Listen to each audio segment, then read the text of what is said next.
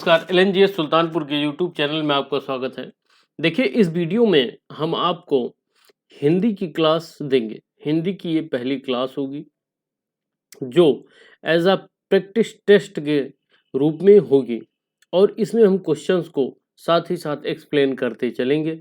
ये विभिन्न प्रतियोगी परीक्षाओं जैसे super TET, UP TET, UPP, लेखपाल और अन्य विभिन्न सरकारी एग्जाम की परीक्षाओं जिसमें हिंदी सिलेबस है उसके लिए महत्वपूर्ण साबित होने वाली है। आप वीडियो को देखें, उसके बाद अपना फीडबैक जरूर दें।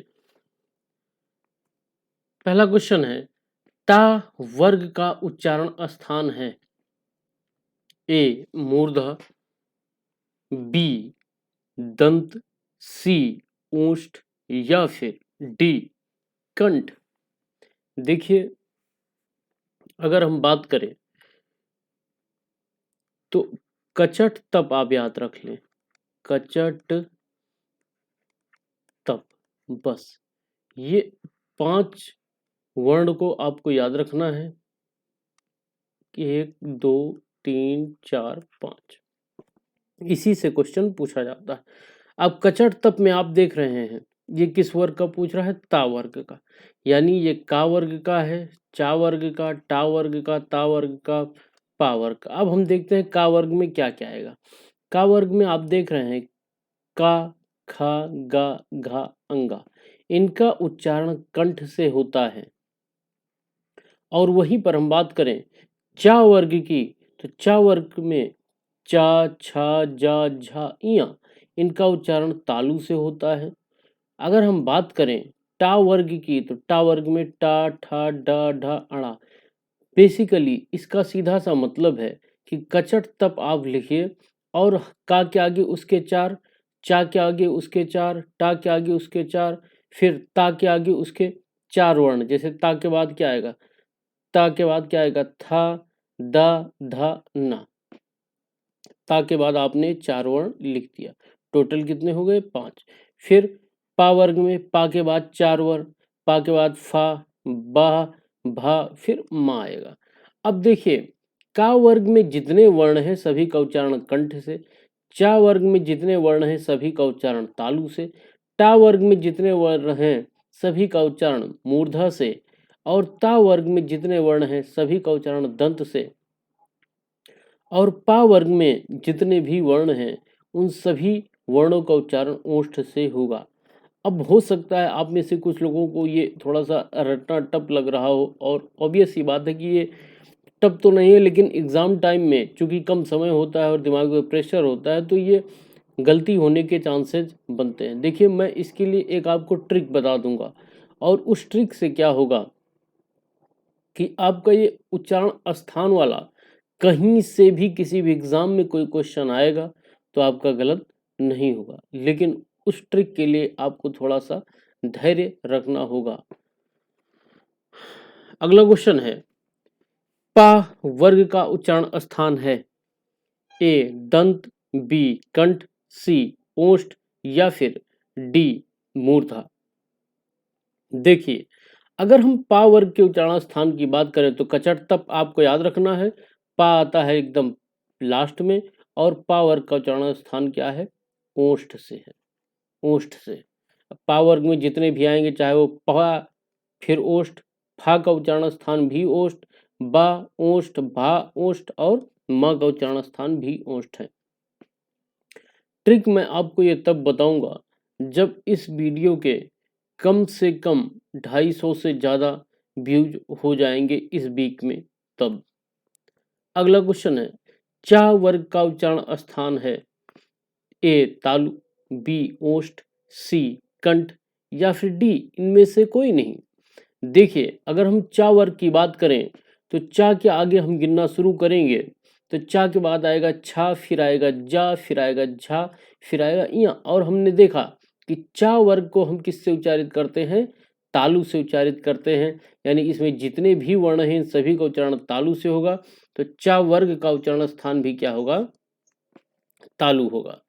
अगला क्वेश्चन है, वर्णों के समूह को क्या कहते हैं।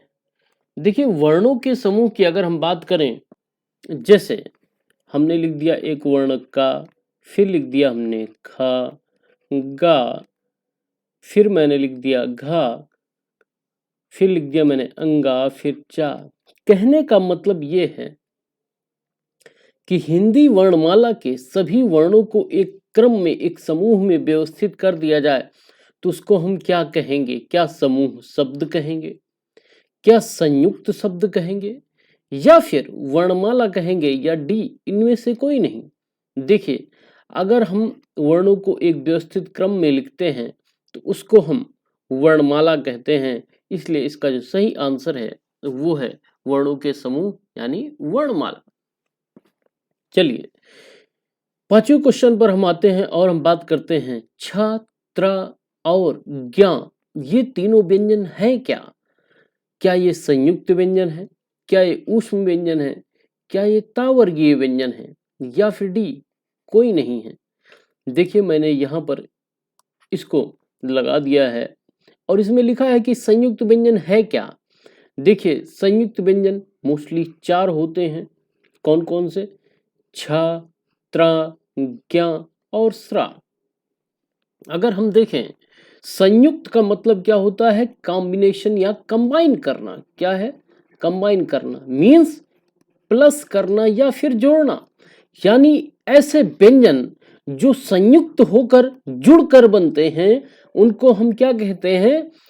उनको हम संयुक्त व्यंजन कहते हैं। वर्णमाला में कितने बताए गए?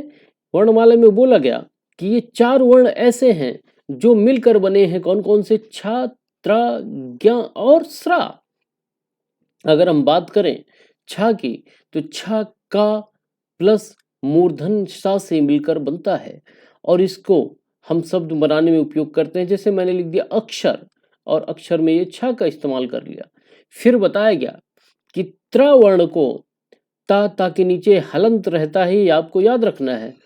हलंत ता प्लस रा, और ये ता और रा जब बनेगा तो ये बन जाएगा नक्षत्र। फिर ज्ञ, जा लिखना है, जा के नीचे हलंत प्लस इया, और ये क्या बन जाएगा? ज्ञा बन जाएगा। जैसे हमने ज्ञा का इस्तेमाल कर ज्ञान लिख दिया। स्रा में तालब बिस्सा, उसके नीचे हलंत और प्लस रा, ये होता है संयुक्त व्यंजन। कहने का सीधा सा मतलब है, अगर हम का वर्ण को लिख के उसके नीचे हलंत लगाकर और उसमें मूर्धन्य सा जोड़ देते हैं तो क्या बन जाता है? छा बन जाता है। अगर हम ता वर्ण को लिख के उसके नीचे हलंत लगाकर उसमें रा जोड़ देते हैं तो क्या बन जाता है? त्रा बन जाता है। अगर हम जा वर्ण को लिखकर उसके नीचे हलंत लगाकर उसमें या जोड़ देते हैं तो क्या बन जाता है? ज्ञा बन जाता है। और यदि हम तालब भी सा लिखकर उसके नीचे हलंत लगाकर उसमें रा को ऐड कर देते हैं तो क्या बन जाता है? स्रा वर्ण बन जाता है। तो इसलिए इसका जो सही आंसर है वो है संयुक्त व्यंजन यानी 5th का ए। अगला क्वेश्चन है, पुस्तक कौन सा शब्द है? क्या पुस्तक तद्भव है? क्या पुस्तक तत्सम है? या फिर पुस्तक देशज है? या फिर पुस्तक विदेशज है? आपको बताना है पुस्तक है क्या। देखिए, आपने देखा होगा 2 शब्द, क्या क्या? पोथी और पुस्तक। अब देखिए, लोगों को ये कंफ्यूज होता है, क्योंकि पोथी थोड़ा सा सुनने में लगता है कि संस्कृत शब्द है, पुस्तक लगता है ऐसे हिंदी शब्द है, तो लोग इसको तत्सम मान लेते हैं और इसको तद्भव मान लेते हैं, जो कि गलत है। देखिए, पुस्तक क्या है? पुस्तक एक तत्सम शब्द है। ये आपको याद रखना है कि पुस्तक एक तत्सम शब्द है। वहीं पर अगर हम पोथी की बात करें तो पोथी क्या है? पोथी एक तद्भव शब्द है। ये दिमाग में आपको रखना है।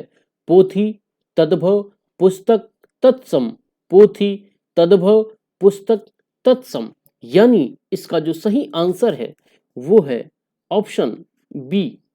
अगला क्वेश्चन है, आग कौन सा शब्द है? क्या वो तत्सम है? क्या वो तद्भव है? या फिर वो देशज है? या फिर विदेशज है? तो देखिए, हम 2 शब्द लिखते हैं, एक लिखते हैं आग फिर लिखते हैं अग्नि। अब देखिए कुछ बच्चे क्या करते हैं, अग्नि लिख देते हैं। तो ये आपको दिमाग पर रखना है कि अग्नि एक गलत शब्द है। इसका जो सही शब्द है वो है अग्नि लिखा जाता है। क्या लिखा जाता है? अग्नि। यानी यहाँ पर छोटी ई की मात्रा होती है। अब प्रश्न पूछ रहा है कि आग कौन सा शब्द है। देखिए आग एक तद्भव शब्द है और इसका जो तत्सम है वो है क्या? अग्नि। क्या है? अग्नि, ना कि अग्नि। ये आपको वर्ण शुद्धि में भी काम आ जाएगा। अगला क्वेश्चन है, पृथ्वी कौन सा शब्द है? क्या पृथ्वी तत्सम है, या पृथ्वी तद्भव है, या फिर देशज है, या कोई नहीं? देखिए पृथ्वी एक तत्सम शब्द है। क्या है? तत्सम शब्द है। अगर हम पृथ्वी के तद्भव शब्द की बात करें तो तद्भव क्या होगा? धरती होगा। यानी धरती तो एक तद्भव शब्द है और वहीं पर पृथ्वी क्या है? पृथ्वी एक तत्सम शब्द है। इसलिए इसका जो सही ऑप्शन हो गया वो हो गया ऑप्शन ए। अगला क्वेश्चन है, टेबुल कौन सा शब्द है? क्या टेबुल देशज है? देशज का मतलब होता है कि जो अपने ही देश में ऐसे शब्द बन गए हों, वो किसी बाहरी देश की मदद से या शब्दों से ना बनाए गए हों, वो हम ही लोगों ने बोल के बना दिया हो। यानी क्या टेबुल देशज है, या फिर तद्भव है, या विदेशज है, या फिर डी कोई नहीं है? देखिए इसका जो सही आंसर है वो है नाइन्थ का सी। टेबल क्या है? एक विदेशज शब्द है। अब चलिए इसको हम एक ट्रिक के माध्यम से याद कर लेंगे। मान लीजिए ये क्या है? टेबल है। अब आपने देखा होगा कि यूजुअली क्या होता है कि जो आम इंसान होता है, आम इंसान से मतलब जिसकी बहुत हाई प्रोफेशनल लाइफ नहीं है या वो नहीं जीना चाहता है हाई प्रोफेशनल बहुत ज़्यादा, तो क्या करते हैं वो लोग आज भी भोजन करते हैं तो जमीन पर रखकर करते हैं और भोजन को थोड़ा सा खुद से ऊपर का स्थान देते हैं। ये तो बात रही ट्रेडिशनल वे, परंपरागत वे की, कि हम भोजन को जमीन पर खुद बैठते हैं धरा पर और उसके बाद भोजन को थोड़ा सा ऊपर स्थान देकर करते हैं। अगर वहीं पर कोई गेस्ट आता है, कोई मेहमान आता है, तो हम लोग कोशिश करते हैं कि उसको टेबल पर कोई चीज़ दें, चाहे वो खाने को हो या पीने को, जिससे थोड़ा सा अच्छा लगे, ट्रेडिशनल वे से हट कर लगे। तो क्या हो गया? टेबल पर हम किसको देते हैं? टेबल पर हम देते हैं मेहमान को। और मेहमान कहाँ से आता है? बाहर से जो आए उसी को मेहमान बोलते हैं। इसीलिए जो टेबल हो गया वो विदेशज शब्द हो गया। अगला क्वेश्चन है, नाक कौन सा शब्द है? क्या नाक यौगिक है, क्या नाक रूढ़ है, क्या नाक योग रूढ़ है, या फिर कुछ नहीं है? तो देखिए अगर हम बात नाक की करते हैं तो नाक, देखो शब्द क्या है? तीन होते हैं। कौन कौन से? रूढ़, यौगिक, योग रूढ़। वे शब्द जिनको हम अलग करें तो उसका कोई अर्थ ना निकले और वो सिर्फ महज एक वर्ण बनकर रह जाए, तो उनको हम क्या बोल देते हैं? रूढ़ शब्द बोल देते हैं। अगर हम नाक को देखें तो नाक में हम ना को अलग कर देंगे तो ना ऐसे हो जाएगा और का ऐसे हो जाएगा। ये सेपरेट होने के बाद इसका भी कोई अर्थ नहीं होता, महज ये एक वर्ण है। का भी कोई अर्थ नहीं होता, ये महज एक वर्ण है। यानी जब दो वर्णों से मिलकर या तीन वर्णों से मिलकर कोई शब्द बने तो रूढ़ कहलाता है। उसको हम तोड़े तो वो अर्थ उसका कुछ भी ना निकले तो उसको हम क्या बोल देंगे? रूढ़ बोल देंगे। जैसे मान लीजिए कमल है। अब कमल पूछ ले क्या है, तो अगर हम का को अलग कर दें, माँ को अलग कर दें, ला को अलग कर दें, तो महज ये क्या हो जाएगा? एक ही सिर्फ वर्ण बनकर रह जाएगा, इसका कोई अर्थ नहीं निकलने वाला है। इसलिए इसको हम लोग क्या बोल देंगे? रूढ़ शब्द की संज्ञा दे देंगे। इसलिए 10th का जो सही आंसर है वो है ऑप्शन बी, रूढ़। 11th क्वेश्चन है, फूल कौन सा संज्ञा है? क्या फूल समूहवाचक है? क्या फूल जातिवाचक है या व्यक्तिवाचक है या भाववाचक संज्ञा है? देखिए, मान लीजिए हम लेते हैं फूल पूछ रहा है।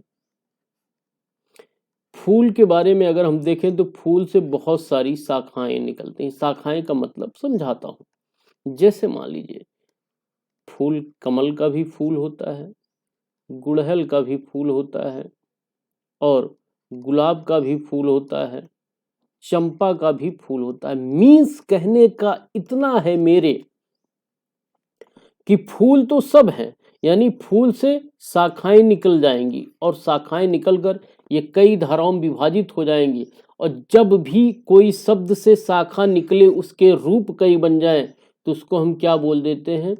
जातिवाचक संज्ञा बोल देते हैं। अभी आपके अगर नहीं समझ में आया होगा तो क्लियर हो जाएगा। देखिए, जैसे पूछ ले आपसे दो शब्द, एक नदी पूछ ले और एक कह दे गंगा। अब बोल दे इसमें जातिवाचक संज्ञा बताइए। देखिए, क्या गंगा से आप कई गंगा का कोई नदी, गंगा से और भी नाम निकाल सकते हैं? गंगा गंगा एक ही है, गंगा के कई वो नहीं है, बहने का वो अलग सिनेरियो है, भौगोलिक स्थित है, लेकिन गंगा तो एक तन्हा अकेला ही है ना, गंगा एक नदी है। लेकिन अगर हम नदी की बात करें तो नदी में गंगा भी आ जाएगी, यमुना भी आ जाएगी, ब्रह्मपुत्र भी आ जाएगी, सिंधु भी आ जाएगी, जितनी भी हैं सभी नदियां नदी की कैटेगरी में आती हैं। यानी इससे नदी से क्या होगा? शाखा निकल जाएगी, यानी इसके कई रूप हैं, एक से ज्यादा रूप हैं, तो इसको हम बोल देंगे जातिवाचक। और जहां पर सिर्फ एक ही बनकर रह जाए उसको हम क्या बोल देते हैं? व्यक्तिवाचक। जैसे अगर हम देखें यहाँ पर गंगा क्या हो गई? व्यक्तिवाचक हो गई। यमुना व्यक्तिवाचक, ब्रह्मपुत्र कौन सा है? व्यक्तिवाचक संज्ञा है। लेकिन नदी, नदी एक क्या है? जातिवाचक संज्ञा है। जैसे मान लीजिए नोकिया हो गया और मोबाइल हो गया। अब देखिए ये तो व्यक्तिवाचक संज्ञा हो गया ना, और मोबाइल से क्या हो गया? जातिवाचक। क्यों? क्योंकि मोबाइल नोकिया का भी होता है, सैमसंग का भी होता है, एलजी का भी होता है, वेरियस एमआई हो गया, वीवो हो गया, यानी जिससे हमको कई शाखाएं मिल जाएं, वो मिली हुई शाखाएं व्यक्तिवाचक, और जहां से निकलती हैं शाखाएं वो जातिवाचक संज्ञा के अंतर्गत आता है। इसीलिए फूल, फूल क्या हो जाएगा? जातिवाचक संज्ञा हो जाएगा। अगला क्वेश्चन है, ईमानदारी कौन सा संज्ञा है? क्या ये व्यक्तिवाचक संज्ञा है? माफ करिएगा थोड़ा सा टाइपिंग एरर हो गया यहाँ पर। व्यक्तिवाचक संज्ञा है, भाववाचक संज्ञा है, समूहवाचक संज्ञा है, या फिर डी कोई नहीं? आपको बता दूं, ईमानदारी क्या एक भाव है ना? ईमानदारी, बंदा बोलता है कि भाई ये बहुत ईमानदार व्यक्ति है, या ईमानदारी की भावनाएं इसके अंदर हैं, तो ईमानदारी क्या हो गया? एक भाववाचक संज्ञा हो गया। हंसी, हंसी एक भाव है, भाववाचक संज्ञा। दुख, दुख होना भी एक भाव है, भाववाचक संज्ञा। चलिए, लंबोदर कौन सा शब्द है? क्या लंबोदर रूढ़ है? क्या लंबोदर यौगिक है, यौगिक है, योग रूढ़ है, या फिर सभी है? देखिए अभी हमने आपको बताया रूढ़ शब्द क्या होते हैं। अगर शब्दों के प्रकार की बात करें तो तीन है। कौन कौन से? रूढ़, यौगिक, योग रूढ़। रूढ़ जो शब्द हमेशा किसी विशेष अर्थ को प्रकट करते हैं, जिनके खंडों का कोई अर्थ ना निकले उन्हें रूढ़ कहते हैं। मैंने आपको पीछे ही बताया। जैसे नाक, ना को अलग कर दोगे, का को अलग कर दोगे, कोई अर्थ नहीं निकलेगा। कान, का को अलग कर दोगे, ना को अलग कर दोगे, कोई अर्थ नहीं निकलेगा। तो ऐसे शब्द रूढ़ शब्द कहलाते हैं। अगर हम यौगिक की बात करें तो जब कोई शब्द दो शब्दों से मिलकर बना हो, उनको सेपरेट करने पर उनका अर्थ निकल आए, तो उसको हम क्या बोलेंगे? उसको हम बोलेंगे कि ये क्या है? यौगिक है। यौगिक का मतलब ही होता है जुड़कर बना शब्द, योग होकर बना शब्द। यानी डाकघर में अगर आप देखें, डाक प्लस घर, यानी डाक का घर, ये क्या हो गया? यौगिक हो गया। देशवासी, यानी देश का मतलब देश हो गया, कोई राष्ट्र हो गया, और वासी का मतलब निवास करने वाला।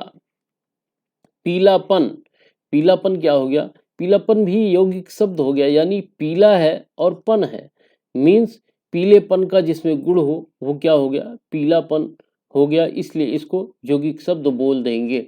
अगर हम योग रूढ़ की बात करें तो योग रूढ़ का मतलब होता है कि ऐसे शब्द जो अन्य शब्दों के योग से तो बने परंतु एक विशेष अर्थ दे दें। जैसे मान लीजिए हम दो शब्द को जोड़ें, किसको, लंब प्लस उदर, अर्थात लंब का मतलब बड़ा, उदर का मतलब पेट, यानी बड़े पेट वाला। बड़े पेट वाला किसको बोला जाता है, गणेश जी को बोला जाता है। ये अलग ही सिनेरियो पहुंचा दिया। पहले तो बोल रहा है लंबोदर, लंबोदर यानी लंब प्लस उदर, बड़े पेट वाला कौन होते हैं, गणेश जी होते हैं। अगर हम बात करें जैसे दशानन की, ये सब योग रूढ़ के एग्जाम्पल हैं। दशानन, अब दशानन में अगर आप देखेंगे तो इसको हम क्या लिखेंगे, 10 प्लस आनन, मीन्स 10 का मतलब 10, आनन का मतलब मुख, यानी 10 मुख वाला, 10 मुख वाला। 10 मुख वाले मुंह वाले कौन थे, रावण थे। इसलिए ये जब शब्द, दो शब्द मिलकर किसी तीसरे शब्द की ओर इशारा कर दें तो उनको हम क्या बोल देते हैं, योग रूढ़ शब्द बोल देते हैं। अगला क्वेश्चन है, सोना कौन सा संज्ञा है, क्या ये भाववाचक संज्ञा है, क्या ये समूहवाचक संज्ञा है, द्रव्यवाचक है, या इनमें से कोई नहीं। देखिए इसका जो सही आंसर था वो था योग रूढ़। तो देखिए सोना एक क्या है, धातु है, द्रव्य है, लोहा द्रव्य है, चांदी द्रव्य है, तो इसलिए इसका जो सही आंसर होगा वो होगा द्रव्यवाचक संज्ञा। अगला क्वेश्चन है, मैं कौन सा पुरुष है। देखिए ऐसे समझिए, मान लीजिए 3 बंदे हैं, अब एक चौथा बंदा आता है और ये इन लोगों से पूछता है कि भाई ये बताओ आप में से ज्यादा बहादुर कौन। ये पूछता है, इसका नाम है ए पूछता है बी से, सी से, डी से कि आप में से ज्यादा बहादुर कौन। तो सभी खुद को ही बहादुर बताएंगे, सब क्या कहेंगे, मैं। बोल दे ए कि आप में से सबसे ज्यादा धन किसके पास है, तो कोई खुद को ये नहीं कहेगा मेरे पास नहीं, सब कहेंगे मैं। मीन्स जब भी खुद की तरफ इशारा करा जाए और खुद की तरफ इशारा करके लोग क्या कर रहे हैं, खुद को उत्तम बताने की कोशिश कर रहे हैं, श्रेष्ठ बताने की कोशिश कर रहे हैं, यानी खुद की तरफ इशारा करने वाले शब्द क्या होते हैं, उत्तम पुरुष होते हैं। अगर बोले कि आप में से कमजोर कौन, ए बोल दे आप में से कमजोर कौन, बी से पूछ ले या सबसे, तो बी क्या करेगा, खुद को कोई कमजोर नहीं बताता है, हमेशा सामने वाले को बताता है, तो बोल देगा सी या फिर डी। यानी ऐसे शब्द जो दूसरों की तरफ इशारा करें उसको क्या बोल देते हैं, मध्यम पुरुष। जैसे तुम कमजोर हो, यानी तुम क्या है, मध्यम, तुम्हारा मध्यम, तुमको मध्यम, तुमसे मध्यम। जो शब्द सामने वाले की तरफ इशारा करें वो मध्यम पुरुष की श्रेणी में आते हैं। अन्य पुरुष की श्रेणी में कौन आएगा, अन्य पुरुष की श्रेणी में फिर हो जाएगा यह, वह, ये सब अन्य पुरुष की श्रेणी में रखे जाते हैं।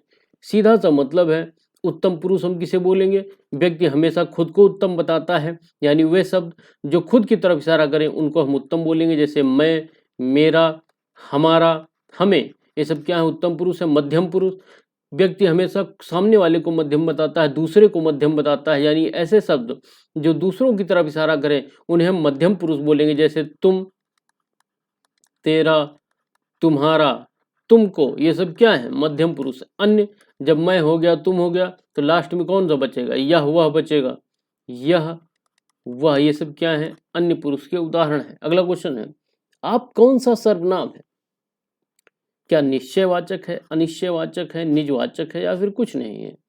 देखिए आप एक निजवाचक सर्वनाम है। जैसे आपने सुना होगा, आप भले तो जग भला। मतलब इसका क्या है, इसका मर्म समझिए। यानी अगर आप खुद अच्छे हैं तो क्या होगा, आपको जग अच्छा लगेगा या जग अच्छा होगा। अगर आप बुरे तो जग बुरा। अगर आप खुद बेकार हैं तो क्या होगा कि पूरा जग आपको बेकार लगेगा। यानी आप क्या कर रहा है, खुद की बात कर रहा है, निजता की बात कर रहा है, इसीलिए क्या हो जाएगा, निजवाचक सर्वनाम हो जाएगा। जैसे कोई बोलता है, मैं ये काम आप ही कर लूंगा, यानी खुद ही कर लूंगा, तो क्या होता है, आप निजवाचक सर्वनाम का उदाहरण होता है। अगला क्वेश्चन है, पुष्प कौन सा शब्द है? क्या पुष्प तत्सम है? क्या पुष्प तद्भव है? क्या पुष्प देशज है? या फिर पुष्प विदेशज है? देखिए, पुष्प एक तत्सम शब्द है। क्या है? तत्सम शब्द है, जिसका तद्भव होता है फूल, या फिर पुहुप भी इसका तद्भव शब्द है। पुहुप यानी पुष्प तत्सम है, इसका तद्भव फूल या पुहुप होता है। अब आपने पुष्पा मूवी आई थी जिसमें एक डायलॉग है कि पुष्प नाम सुन के फ्लावर समझा है क्या, फायर है मैं। अब इसमें जो था पुष्पा, यानी पुष्पा का मतलब क्या होता है, तो जो बोलता है पुष्पा नाम सुन के फ्लावर समझा है क्या, तो बोलता है एक्चुअली सही है, वो पुष्पा फूल की ही पर्यायवाची है। और पुष्पराज जो है, पुष्पराज का मतलब होता है कि फूलों का राजा, फूलों का राजा पुष्पराज। तो ये थोड़ा सा कॉमेडी के लिए था। तो इसका जो सही आंसर है वो है क्या, पुष्प एक तत्सम शब्द है, इसका तद्भव फूल है, पुहुप है, और इसकी एक पर्यायवाची पुष्पा भी है। पुष्पा का अर्थ होता है फूल और पुष्पराज का अर्थ होता है फूलों का राजा। अगला क्वेश्चन है, ख्याल कौन सा शब्द है? ख्याल कौन सा शब्द है? क्या ख्याल देशज है? क्या ख्याल विदेशज है? या फिर ख्याल तद्भव है? या फिर डी, ख्याल कोई शब्द नहीं है इनमें से? देखिए, ख्याल एक, आपको बता दूं कि विदेशज शब्द है। क्या है? विदेशज है। अब चलिए, मान लीजिए ये एक महिला है, लड़की है, महिला है, जो भी समझो। अब ये क्या हुआ कि इसके जो हस्बैंड हैं, पति हैं, वो चले जाते हैं विदेश, किसी भी कंट्री में, यूएई में या सऊदी में, जो भी है, विदेश चले गए। इनके हस्बैंड जी कहाँ पर हैं? विदेश में हैं। अब क्या होगा कि पत्नी क्या होती है कि पति के ख्याल में वियोग कर रही है, रो रही है। ये मैं एक ट्रिक बना रहा हूं, सिर्फ वियोग कर रही है, रो रही। किसके ख्याल में? पति के ख्याल में। पति कहाँ गया? विदेश चला गया। तभी तो रोएगी कि अब देखो 3 साल बाद आए या 4 साल बाद आए। नजदीक होगा तो कोई रोएगा थोड़ी ना। तो मीन्स इसका मतलब सिर्फ इतना हुआ कि ख्याल कौन सा शब्द है, पत्नी पति के ख्यालों में रोती है, पति चला गया है विदेश। तो ऐसे याद कर लो, ख्याल क्या है? एक विदेशज शब्द है। अगला क्वेश्चन है, तेंदुआ कौन सा शब्द है? क्या तेंदुआ देशज है? क्या तेंदुआ विदेशज है? या फिर तेंदुआ तत्सम है? या कोई शब्द नहीं है इनमें से? देखिए, जो तेंदुआ होता है, तेंदुआ एक देशज शब्द है, यानी अपने देश से निकला हुआ शब्द है। क्या? तेंदुआ। अगला क्वेश्चन है, गोल विशेषण है सार्वनामिक विशेषण, परिमाणवाचक विशेषण, गुणवाचक विशेषण, या फिर डी, इनमें से कोई नहीं? तो आपको बता दूं कि जो गोल है वो गुणवाचक विशेषण का उदाहरण है। जैसे मान लीजिए कोई व्यक्ति है, वो अपना घर बनवा रहा है, तो ये व्यक्ति मिस्त्री से बोलता है कि भाई जो बैठने वाला स्थान है उसको गोल रखना, जिससे क्या होगी, लोग एक दूसरे को आसानी से बैठकर वार्तालाप कर सकें एक दूसरे से। क्या करना? गोल रखना, यानी उसका जो गुण है, जो उसकी क्वालिटी है बिल्ड करने की, बनवाने की, उसको कैसे रखना है? सर्कल आकार में रखना है, राउंड आकार में रखना है, गोल रखना है। यानी किसकी बात हो रही है? गुण की बात हो रही है। इसीलिए जो इसका जो सही आंसर होगा वो होगा गुणवाचक विशेषण। आशा करता हूं आपको वीडियो जरूर अच्छी लगी होगी। अगर अच्छी लगी हो तो सब्सक्राइब कर लें, लाइक कर दें और शेयर ना करें, क्योंकि मैं भी किसी को शेयर करता नहीं हूं। Thanks for listening. Thank you.